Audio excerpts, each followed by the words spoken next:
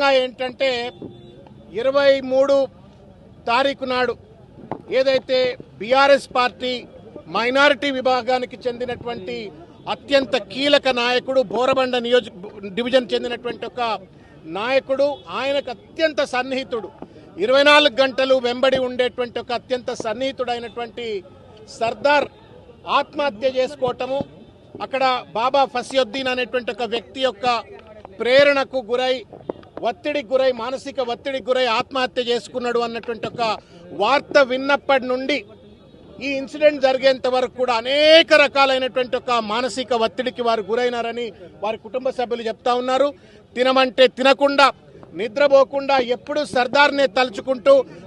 నా కుడి భుజం పోయింది అని చెప్పని బాధపడ్డాడు అని చెప్పని వాళ్ళ కుటుంబ సభ్యులు చెప్తా ఉన్నారు. దానికి తోడుగా పోలీసులు చర్య తీసుకోండి, సర్దార్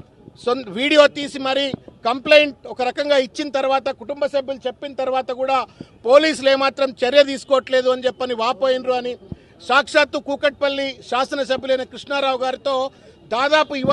నిన్న ఇవాళ కలిపి దాదాపు 10-12 సార్లు ఫోన్లో మాట్లాడి గంటలు మాట్లాడి పోలీసులు ఈ రకంగా ఎందుకు వ్యవహరిస్తూ ఉన్నారు, సర్దార్ చాలా మంచివాడు, మానవత్వం ఉన్నవాడు, బీఆర్ఎస్ పార్టీకి మంచి కార్యకర్త, నా కుడిభుజం లాంటి వాడు చనిపోయిండు అని చెప్పని సొంత కుటుంబ సభ్యుడు పోతే ఎంతైతే బాధపడతాడో అంత బాధపడ్డాడు, ఒక ఒత్తిడికి గురైండు అని చెప్పని వారు కూడా చెప్పినారు, కుటుంబ సభ్యులు కూడా చెప్పినారు. మొత్తానికి మానసిక ఒత్తిడితో ఆ స్ట్రెస్కు తట్టుకోలేక ఈరోజు ఈ యొక్క దుస్థితి ఇవాళ మాగంటి గోపీనాథ్ గారికి వచ్చింది. భగవంతుడిని మేము బీఆర్ఎస్ పార్టీ కార్యకర్తలుగా, నాయకులుగా మేమంతా ప్రార్థిస్తా ఉన్నాం.